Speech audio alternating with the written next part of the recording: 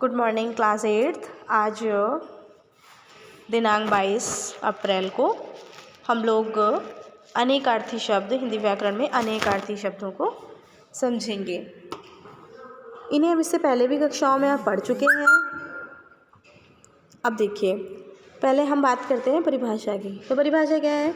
जिन शब्दों के एक से अधिक अर्थ होते हैं उन्हें अनेकार्थी शब्द कहा जाता है। ठीक है, एक से अधिक अर्थ यानी कि उनको कई उसमें जाना जाता है, कई अर्थों में जाना जाता है। पहला है अंक। तो अंक देखिए, एक तो आपको पता होगा अंक क्या होते हैं, गिनती के अंक होते हैं 1 2 3 4 5। ठीक है, और फिर जो अंक होती है, अंक यानी कि जो गोद होती है ना, गोद जो मम्मी होती है ना, वो हमें गोद में बैठा लेती है ना अपने प्यार से, तो उसको भी गोद को अंक कहा जाता है। माता ने बच्चे को प्यार से अपने अंक में भर लिया। ठीक है, और इसके बाद फिर है भाग्य और नाटक के अंक। जो भी कोई नाटक होता है तो उसको अंकों में ही प्ले किया जाता है, खेला जाता है। पहला अंक, दूसरा अंक और अंतिम अंक करके।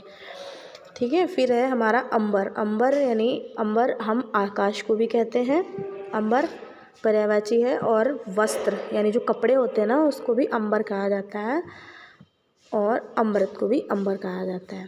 फिर है अर्थ। अर्थ यानी अर्थ मतलब कारण, भाव, हेतु, अभिप्राय, धन। इन सब का अर्थ यानी किसी चीज़ का जब हम कोई बात लिखते हैं तो उसका हमें अर्थ यानी उसका मतलब कारण क्या हो सकता है। ठीक है, और भाव, हेतु, अभिप्राय, धन। धन को भी अर्थ कहा जाता है।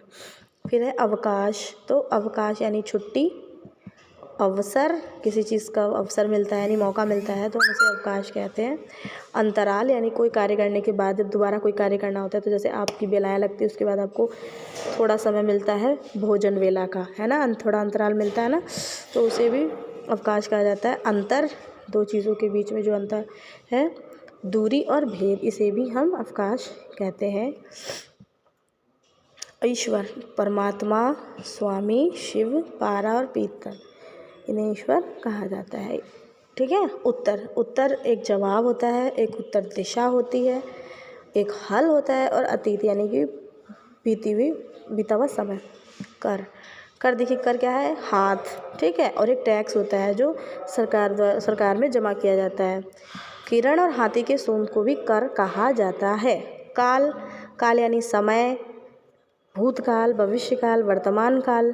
ठीक है, और यमराज को भी काल कहा जाता है, और मृत्यु को भी काल ही कहते हैं।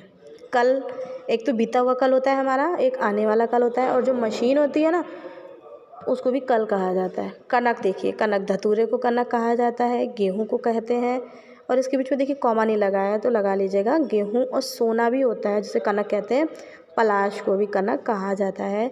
कृष्ण। कृष्ण देखिए एक काला है, कन्हैया जी को भी कृष्ण कहा जाता है, और वेद व्यास जी को आपने चैप्टर पढ़ा होगा, आपके में था वेद व्यास जी, तो उनको भी कृष्ण द्वैपायन कहा जाता था।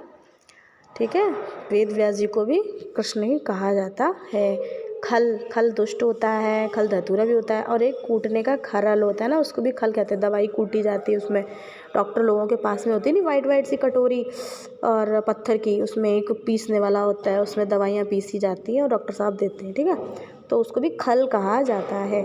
फिर बच्चों ये आपको अपनी फेयर कॉपी में कर लेना है। फिर मैंने आपको होमवर्क दिया है, दंड, दल, धन, फल, भाग, इनके आपको अनेकार्थी शब्द ढूंढकर लिखने हैं। अगर आपको कोई समस्या आएगी तो वो आप मुझसे पूछेंगे। ठीक है।